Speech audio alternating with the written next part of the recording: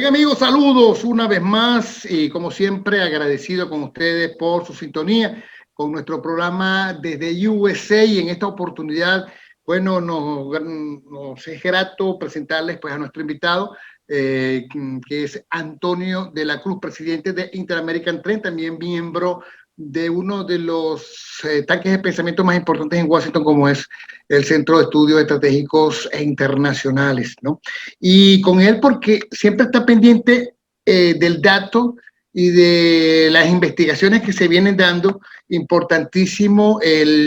Toda esta entrevista tiene que ver con el tweet que él publicó el 25 de marzo. Lo voy a para que lo vean aquí, dice a través de su cuenta @andelacruz piso, la razón por la que Nicolás Maduro bloquea la vacuna AstraZeneca suministrada por la ONU, COVAX, es porque Vladimir Putin tiene una guerra contra AstraZeneca, justamente para sacarla del mercado y así vender la Sputnik, que es la vacuna rusa. Maduro sencillamente obedeció la orden, no le importa el pueblo de Venezuela. A esto habría que sumar justamente que prácticamente le dio una patada a la mesa al acuerdo que había para poder enviar las vacunas a los venezolanos.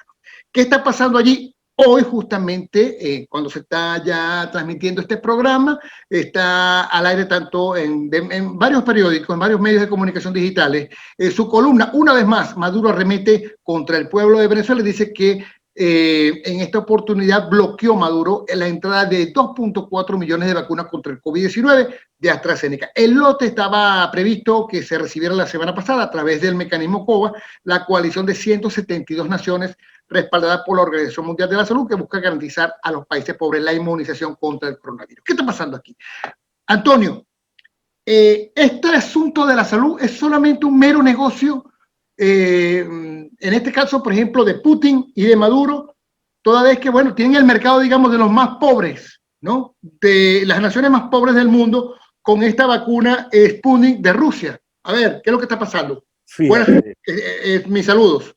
muchas gracias, Damaso, por la invitación. Fíjate lo que está ocurriendo, ¿no? Recordemos que el año pasado, en junio de 2020, el régimen usurpador de Maduro y el gobierno interino de Juan Guaidó firmaron un acuerdo con el manejo, conjuntamente con la OPS, con la Organización Panamericana de la Salud, para dar una respuesta al COVID. Recordemos que el año pasado lo que andábamos era evitando a ver cómo generábamos algunos equipos de protección personal para los médicos y alguna ayuda humanitaria. Entonces, en ese momento, la OPS dio ayuda humanitaria, pero se tenían que poner de acuerdo porque Estados Unidos reconoce al gobierno interino de Juan Guaidó y por lo tanto necesitaba la autorización del gobierno y en ese sentido se sentaron las dos partes y llegaron a ese acuerdo para fijar unas líneas de acción donde decían vigilancia epidemiológica, la atención adecuada, el aislamiento de los casos de coronavirus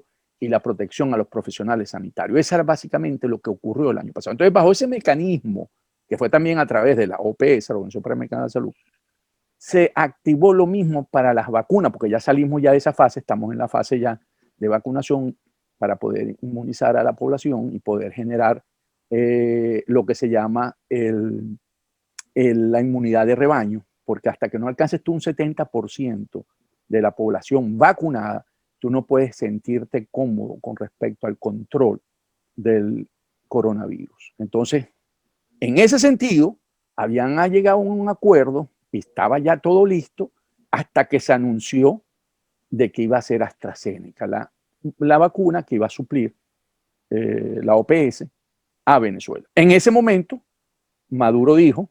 ¿Por qué AstraZeneca? Porque es una de las más económicas en este momento del mercado. No solamente es cierto, cuesta $4 o entre 4 y 7 dólares, mientras que la rusa cuesta $10 cada una.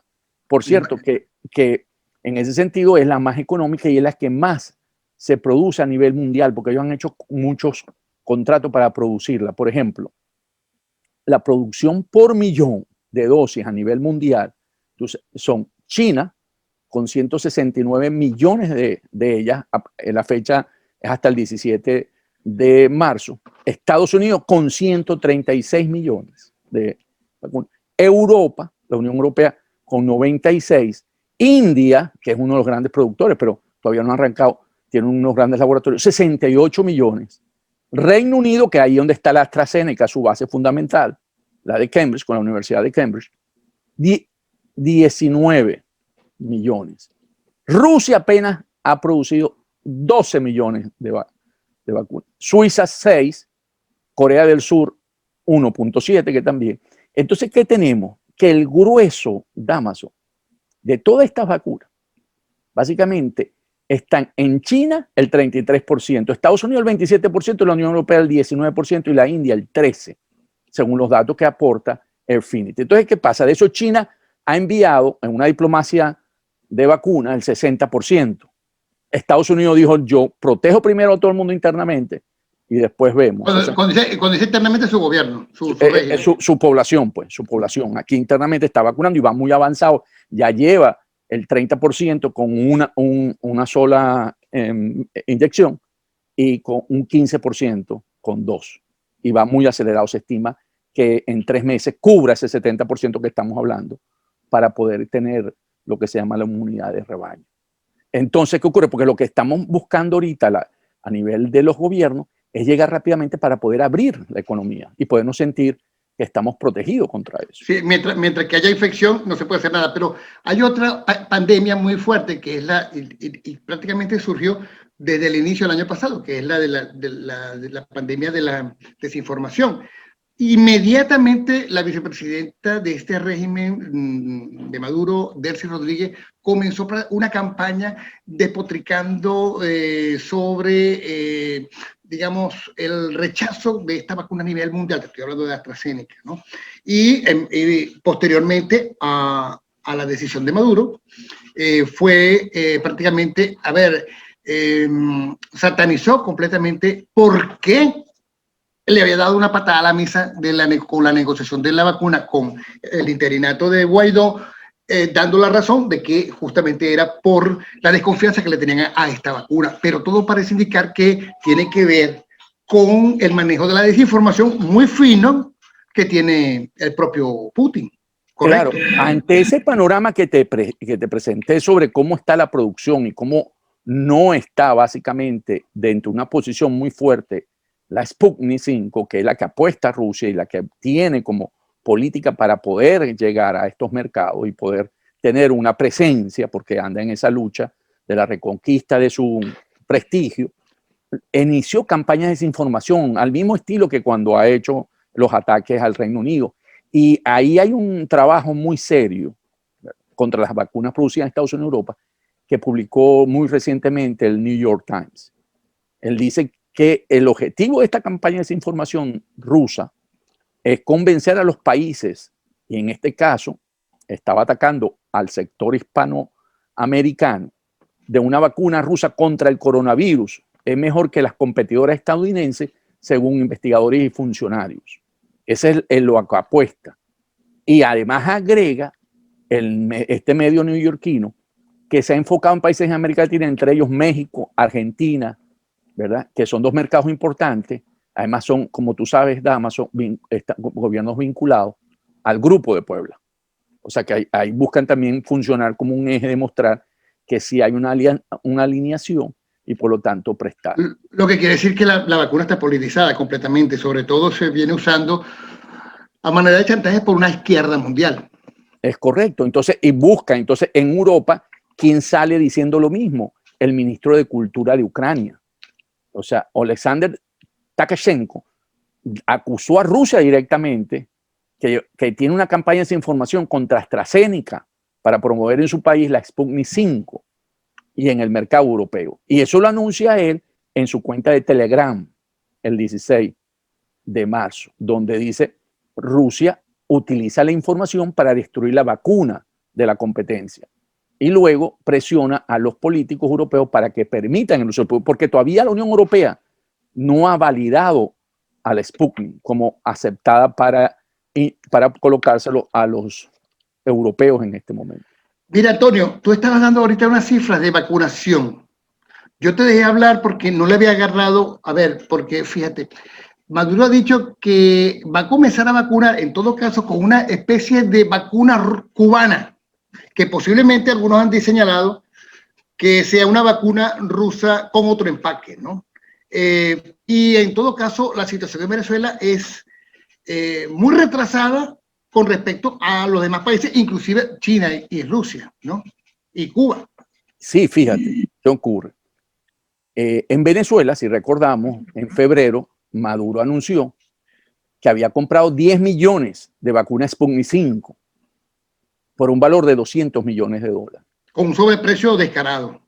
Entonces, hasta el momento nada más que se han recibido 3 cargamentos, Damaso. 2 de 100 y uno de 50 el lunes. Este lunes que pasó. Son 250.000 dosis. Eso quiere decir que cubre, como la Sputnik 5 son 2 vacunas también. Eso quiere decir que cubre una población de 125.000. Eso cubrió básicamente a todos los secuaces de Maduro, ¿verdad? Y a las que lo acompañan a él. Eso es básicamente lo han sido utilizados por él. O sea, todas estas personas que han estado saliendo en las redes que ya se han vacunado, o sea, Delcy Rodríguez, Jorge, la señora que fue esposa de Chávez. Todos ellos han sido vacunados de una manera selectiva y ahorita estamos teniendo un brote muy fuerte del coronavirus en Venezuela. Pero claro, el grueso de la población no ha sido vacunado. Por no, eso estamos viendo un brote muy fuerte. O sea, estamos en una etapa que pareciera que está en el pico con la variante de Brasil, sí. Pero hay un dato importante ahí sobre el sobreprecio que te quiero acotar. De acuerdo al Centro Nacional de Investigación de Epidemiología y Microbiología Gamaleya de Rusia, la dosis de ellos cuesta $10.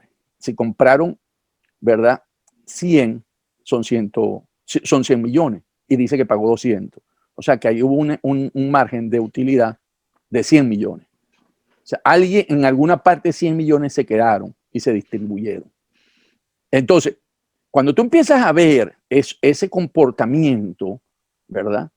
Tú te das cuenta de que hay de trasfondo una razón política más que científica sobre rechazar a AstraZeneca. Porque, ¿y qué va a pasar con esta vacuna? Porque fíjate, tú mismo lo dices, Ciro Ugarte, director del Departamento de Emergencia de Salud de la Organización Panamericana de Salud, afiliada a la Organización Mundial de la Salud, daba por hecho que Venezuela recibiría el lote, o sea, ya estaba listo el lote de vacunas a través del COVA, que es el Fondo de Acceso Global para Vacunas del COVID-19. ¿Qué va a pasar con esas vacunas que ya estaban destinadas para Venezuela, de AstraZeneca? Ok, ¿qué es lo que ha ocurrido? Como tienen que ponerse de acuerdo el gobierno de Guaidó, interinato, y Maduro ahora salió hoy. Primero dijo que iba a aceptar petróleo por vacuna. No ha cogido mucho eco eso. O sea, ahora dijo que él estaba dispuesto a aceptar la Johnson & Johnson, que es un solo inyección. Pero la Johnson & Johnson no estaría disponible para el mecanismo COVAX hasta julio. Y para Venezuela por lo menos 2 meses más tarde. Estaríamos hablando en 5 meses, estamos en el mes 4 ya, estaríamos hablando de septiembre, y que esta población es jugar con las vidas de la gente en este momento, porque la vacuna AstraZeneca estaba para llegar esta semana a Venezuela. Entonces, fíjate, hay un trabajo... Se estaría vacunando los venezolanos, en caso de que todo hubiese salido tal como fue acordado, la próxima semana. Estarían vacunándose. Hubiesen estado vacunando en Venezuela. Sí, claro, porque ya aquí se había aprobado los fondos, eso costó, estaba en el orden, 18 millones de las vacunas, y como hay que tener el traslado del frío, porque esto es una vacuna que requiere frío, ¿verdad? Los containers, eso estaba hablando de unos 12 millones, el paquete total ese estaba en unos 30 millones, y eso ya, ese dinero estaba ya para entregarlo a la organización de COVAX para que liberara esas medicinas. Entonces, ¿qué ocurre cuando vemos estos elementos? Hay un trabajo muy serio de Time Heard, y te recomiendo ahí que lo veas, y si puedes ver la lámina, ¿verdad? En la que establece que para alcanzar ese 70% de vacunación de la población, podemos ver que Chile le faltan apenas 100 días. O sea, Chile en 3 meses cubre. Uruguay 154 días, o sea que estamos también unos 4 o 5 meses. Argentina ya se va 2 años, ¿verdad? Pues serían 812, entonces tenemos casi 2 años y pico. Colombia está en el mismo orden. Bolivia se va ya a unos 3, 4 años. Pero cuando llegamos a Venezuela, si vamos a este ritmo de vacunación, Damaso, son 80 años para poder llegar a la inmunidad de rebaño. Escucha, 80 años. Te voy a dar la cifra en día.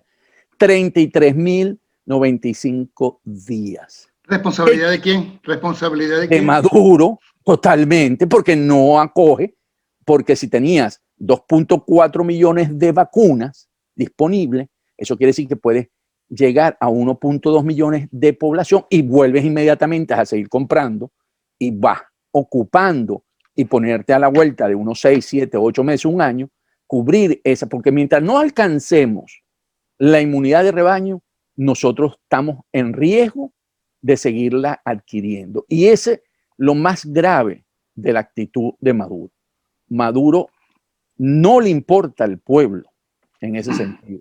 Por eso yo dije...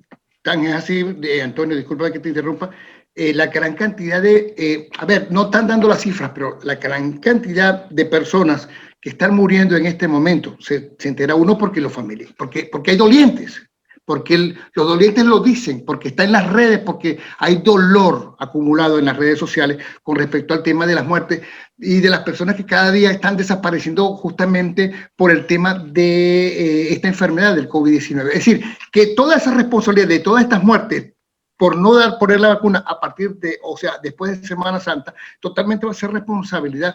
Es un delito de lesa humanidad. Además, que vamos a seguir siendo los grandes leprosos de América Latina porque está el tema de los migrantes que siguen saliendo de Venezuela. Eso y que nos están viendo justamente como el elemento que está dañando y puede generar enfermedad en esos países. No van a cerrar la puerta. Te iba a decir eso precisamente. Condena al pueblo a vivir con el riesgo del contagio por varias décadas y nos van a rechazar. O sea, no, va a ser una cuestión muy difícil porque recordemos que las variantes, la vacuna lo que te permite es que no caigas en un estado crítico y tengas que ir a una unidad de cuidado intensivo. Entonces, lo que pasa es que si tú estás vacunado y hay un coronavirus, tú lo puedes sobrevivir. En el caso de los venezolanos, va a ser muy difícil.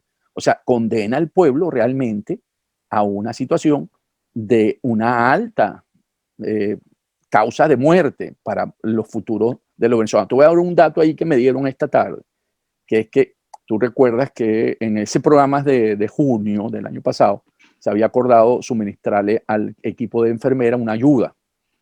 Bueno, esas enfermeras han dicho ya que lo más grave que ellos están teniendo ahorita es que se están contagiando con COVID, muchas de ellas, porque no tienen suficiente buena alimentación. O sea que ya hay una crisis también a nivel del personal que asiste a estos enfermos. Y en la parte médica, la información que yo manejo es que hay mucho médico que está contagiado hoy en Venezuela. Entonces, no solamente es el pueblo, sino las personas que son las que tienen las posibilidades de poder ayudar a salir de esto, están pasando por un momento muy difícil. Ahora, fíjate, bueno, eso está convirtiendo, como tú lo dices muy bien, a Venezuela en una amenaza sanitaria para la región y el mundo en cuanto a lo que es el COVID-19. Vamos a tener mucha repercusión quizás para antes de finalizar este primer semestre del 2021, porque ya todos estos países van a estar vacunados, bien lo has dicho. Ahora vamos otra vez nuevamente con Maduro. Está esa situación en la que todo parece indicar que Maduro, a ver, ha disparado completamente este holocausto con los venezolanos porque hay una negociación en este momento con la ayuda humanitaria. Están tratando de obtener quizás permiso, logía para obtener diésel y para obtener gasolina. El diésel, en una oportunidad te escuché decir que te leí que en Venezuela se está produciendo el suficiente diésel para el mercado interno, pero ese diésel se está yendo a Cuba. Entonces, esa es la situación que mantiene paralizado no solamente el tema del transporte de combustible, gasolina en este caso, porque estamos hablando de gasoil, y el tema del transporte de los pocos alimentos que se manejan en Venezuela no importados. Entonces, mira, eso es una situación cada vez peor, producto solamente de, digamos, de la avaricia del dictador, ¿no? Sí, fíjate, muy bien señalado, Damaso, porque si vemos la parte de las vacunas y decimos, ok, él sacrifica al pueblo de Venezuela por satisfacer a Putin en el negocio del Sputnik. Cuando vemos que lo mantiene ahí y todavía. por eso, cuando vemos a él dice, vemos que favorece a Cuba y a los que contrabandean con el diésel en Venezuela, que son las Fuerzas Armadas, ¿verdad? Porque en Venezuela se está produciendo para el consumo interno suficiente si tú le quitas los envíos a Cuba y controlas el contrabando interno, porque es un gran negocio. En Venezuela el diésel estaba con la gasolina, no vale nada, vale cero en dólares. En Colombia vale 50 centavos de dólar y en Brasil vale 82 centavos de dólar. Entonces, ese margen de utilidad, por supuesto, la Guardia Nacional y los militares están haciendo el gran negocio, al igual que utilizan, ellos sí reciben porque ellos están controlando el centro de Paraguaná. El búnker en Cardón está controlado por ellos, porque ellos deciden hacia dónde van en Paraguaná.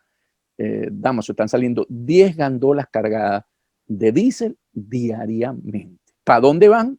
No sé, lo cierto es que no van para aquellos que necesitan para mover la carga y mover sus propias plantas donde se está produciendo el alimento en Venezuela. Entonces ahí lo ves también.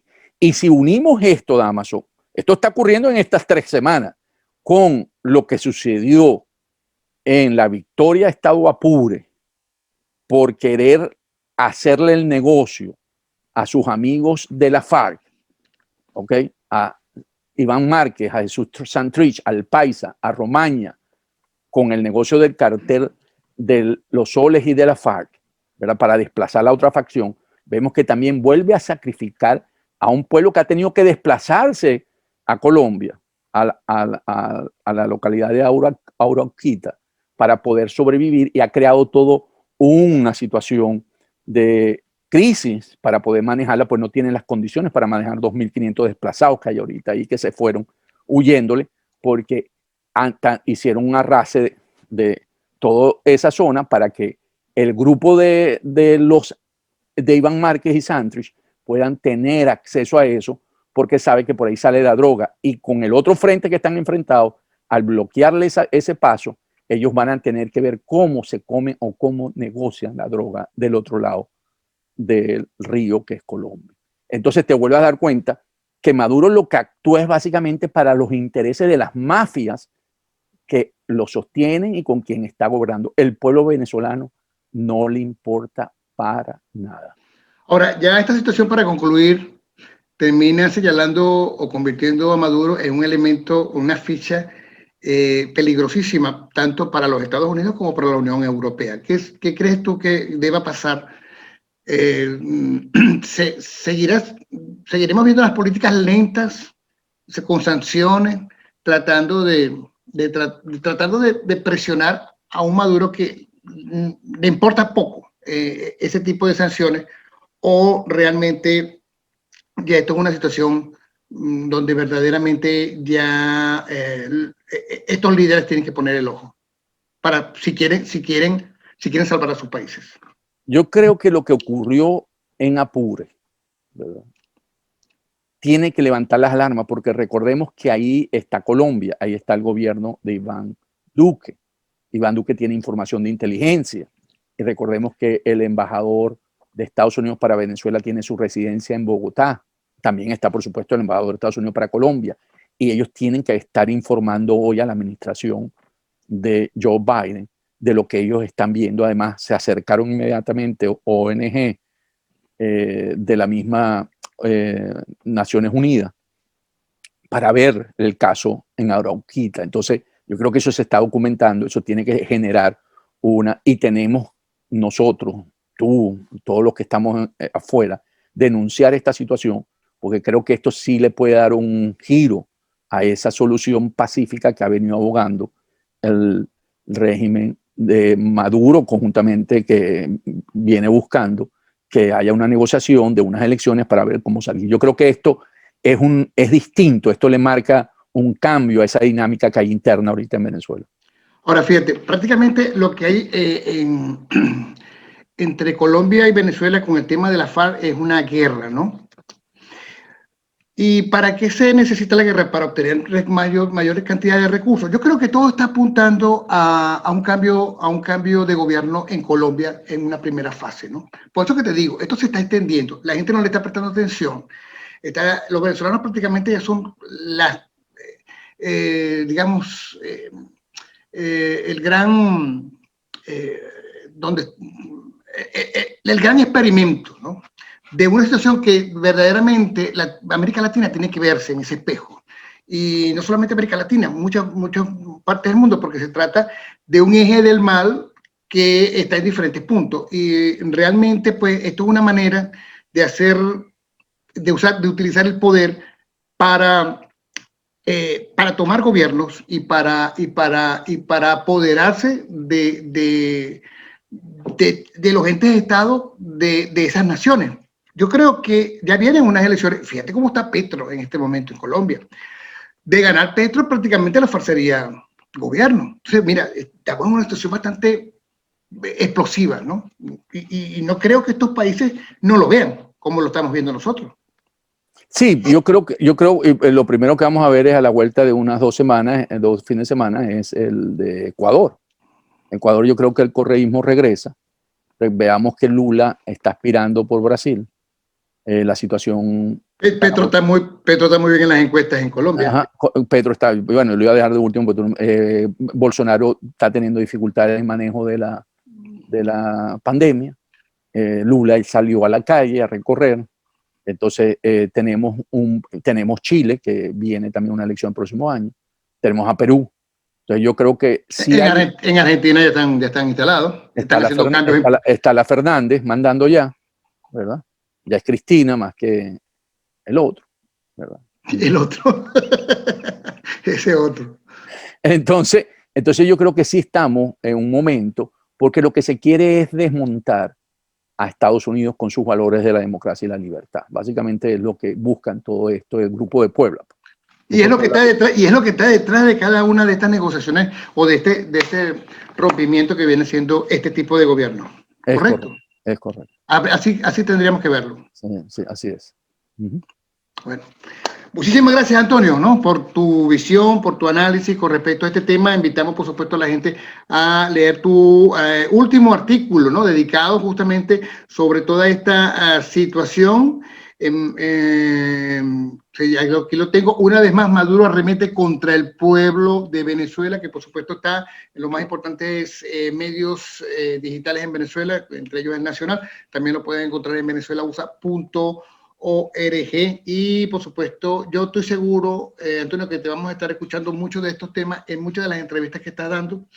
Y la gente que cuando quiera saber más, bueno, por supuesto, te puedes seguir a través de tu cuenta en Twitter, @andelacruzpiso, ¿no? Que lo pueden conseguir allí, alguna tubazos inclusive que está dando de la Cruz, como este, que lo dio el jueves pasado, cuando la gente estaba, incluyéndome, bueno, viendo cómo